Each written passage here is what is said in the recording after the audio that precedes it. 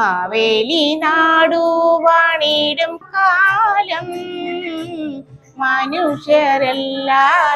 ഒന്നുപോലെ ആമോദത്തോടെ വസിക്കും കാലം ആപത്തങ്ങാർക്കും മുട്ടില്ലതാനും മാവേലി നാടുവാണിടും കാലം മനുഷ്യരെല്ലാരും ഒന്നുപോലെ ആമോദത്തോടെ വസിക്കും കാലം ആപത്തങ്ങാർക്കും മുട്ടില്ലതാനും ആദികൾ രാദികളൊന്നുമില്ല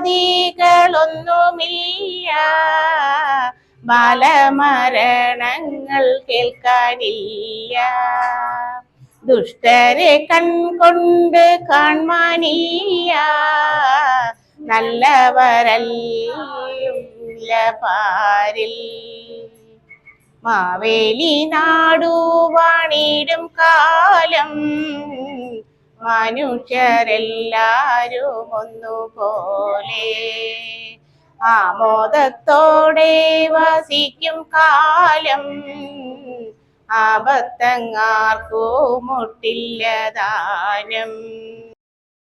മഹാബലി തമ്പുരാൻ കേരളം ഭരിച്ചിരുന്ന அந்த காலத்து மக்களெல்லாம் ரொம்ப சந்தோஷமா இருந்தது. நல்ல தான தர்மம் எல்லாம் நல்லா பண்ணனால மக்கள் எல்லாம் ரொம்ப சந்தோஷமா வாழ்ந்துட்டு இருந்தாங்க. നാട് ഒരുപാട് എല്ലാ മക്കളും ரொம்ப വാരി വഴങ്ങി ദാനധർമ്മം ഒരുപാട് മഹാബലി തമ്പുരാൻ തന്നതിനാല എല്ലാ മക്കളും മഹാബലിയോட അടിമയായി ഇരിക്കുന്നു. എല്ലാം ദേവന്മാർക്ക് അത് ഭയങ്കര ഒരു ഇതായി പോയിடுச்சு. നമ്മുടെ നാടെല്ലാം വന്ന് മഹാബലി തമ്പുരാൻ പിടിച്ചെടുക്കുമാന്ന് ഭയം വന്നിருச்சு. அப்ப மகாவிஷ்ணு தம்புரான் நல்ல மக்களுக்கு நல்ல தான தர்மம் எல்லாம் நல்லா பண்ணனதுனால மக்கள் எல்லாம் நல்ல சந்தோஷமா வாழ்ந்துட்டு இருந்தாங்க. மகாபலிக்கு வந்து இனியொரு பேருக்கு திருக்காக்கரப்பன் சொல்லுவாங்க.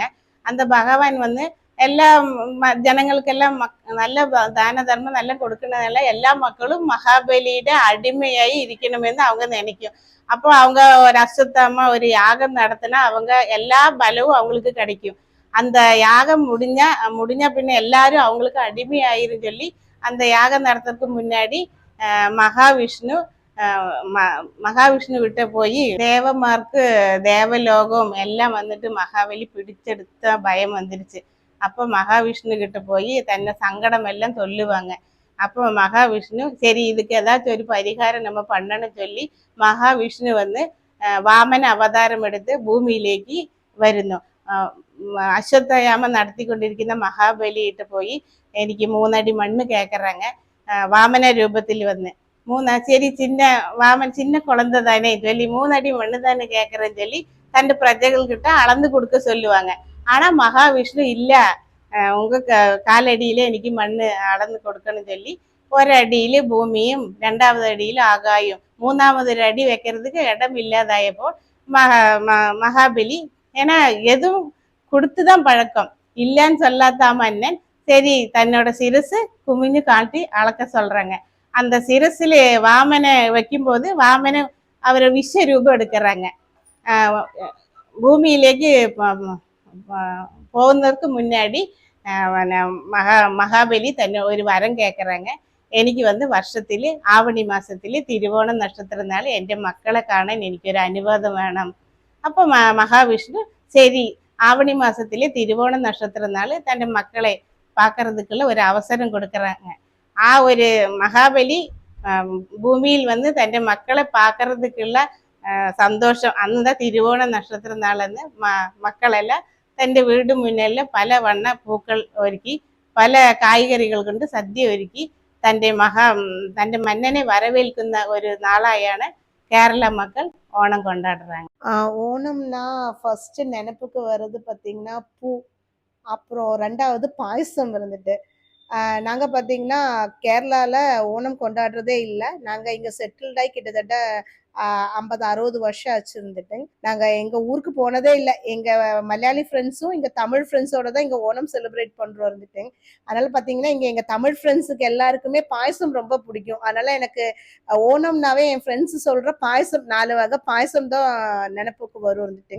அப்புறம் பார்த்தீங்கன்னா பூ ஒரு ஒரு வருஷம் ஒரு ஒரு தீம்ல போடுவோம். நாங்க மட்டும் இல்ல, எங்க ஃப்ரெண்ட்ஸ் அப்புறம் எங்க ஃபேமிலி எல்லாருமே சேர்ந்து போடுறது இது ஒரு மெமரபிள் மூமெண்ட் இருந்து பாத்தீங்கன்னா காலையில இருந்து எல்லாம் இந்த பூவெல்லாம் பிச்சு எல்லாரும் பேசிட்டு அப்புறம் ஒரு என்ன போடலாம் அப்படின்னு டிசைட் பண்ணிட்டு போடுவோம் இருந்துட்டு நம்ம ஏதாச்சும் ஒரு அக்கேஷனுக்கு தானே நம்ம ஃபேமிலி ஃப்ரெண்ட்ஸ் எல்லாருமே சேர்றோம் இருந்துட்டு இது ரொம்ப மெமரபிளா இருக்கும். நாங்க மட்டும் ஓணம் செலிப்ரேட் பண்ணாம என்னோட இங்க ஈரோட்ல இருக்கிற என்னோட தமிழ் ஃப்ரெண்ட்ஸ் எல்லாரும் சேர்ந்து செலிப்ரேட் பண்ணும்போது இந்த ஓணம் இன்னும் ரொம்ப ஸ்பெஷலா நான் ஃபீல் பண்றேன் இருந்துட்டு.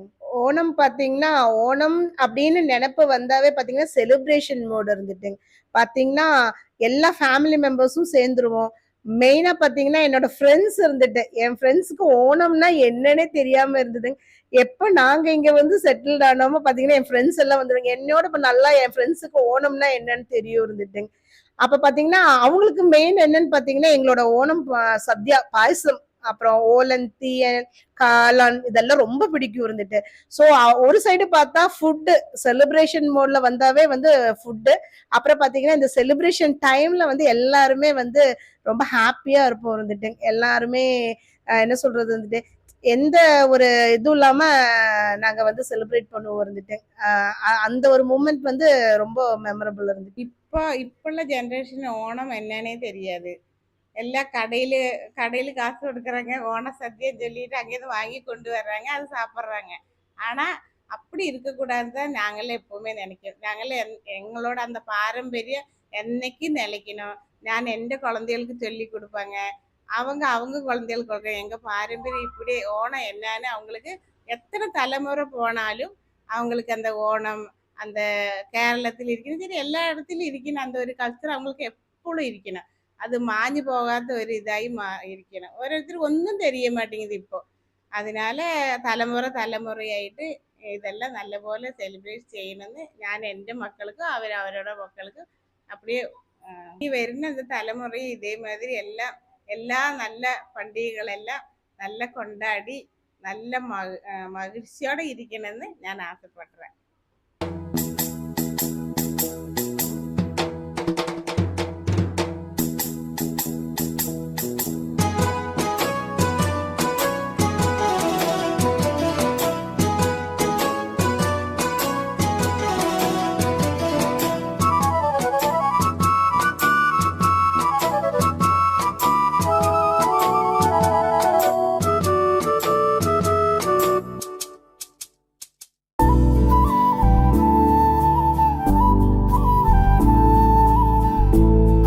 ഏവർക്കും ഓണാശംസകൾ.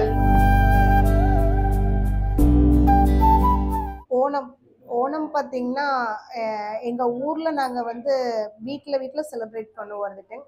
ஃபேமிலி மெம்பர்ஸ் கூடி பார்த்தீங்கன்னா எல்லார் வீட்லயும் ஓணம் தான். நம்ம எப்படி தீபாவளி கொண்டாடுறோம் அது மாதிரி இருந்துட்டு.